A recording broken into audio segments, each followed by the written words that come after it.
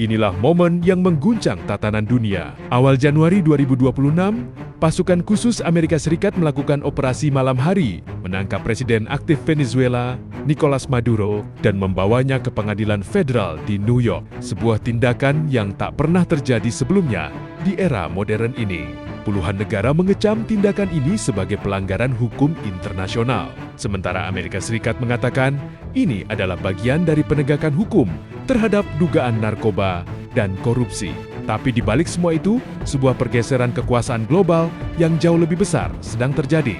Selama lebih dari 20 tahun, Venezuela telah menjadi target diplomasi ekonomi Tiongkok. Ratusan miliar dolar pinjaman dikaitkan langsung dengan ekspor minyak mentah, menciptakan ketergantungan yang intens. Sebelum penangkapan, Venezuela merupakan salah satu mitra utama di Amerika Latin bagi Tiongkok, termasuk melalui perjanjian pinjaman dan pasokan minyak. Oil for loan adalah strategi Beijing.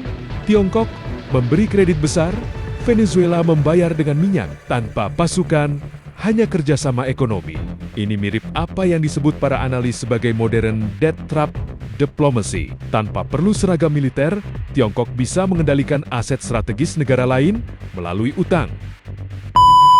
Aksi AS telah memicu gelombang protes diplomatik di seluruh dunia.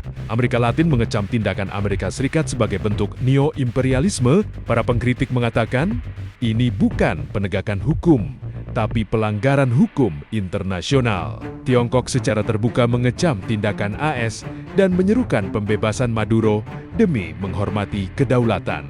Menurut Tiongkok, ini tidak hanya melanggar kedaulatan, tapi juga merupakan agresi terhadap sebuah negara merdeka.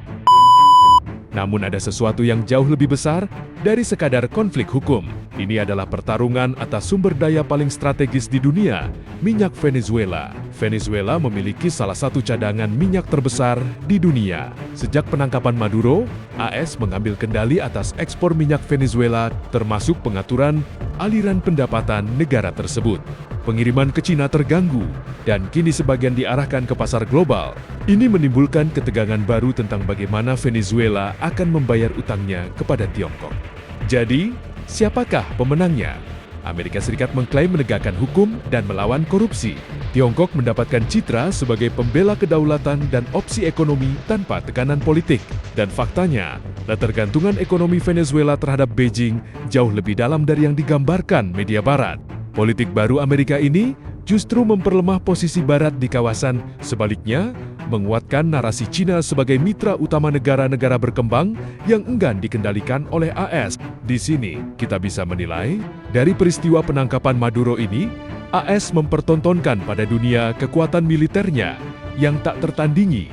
Namun, pemenang sesungguhnya dari peristiwa itu adalah Tiongkok. Terima kasih telah menonton video ini, subscribe untuk mendukung channel ini.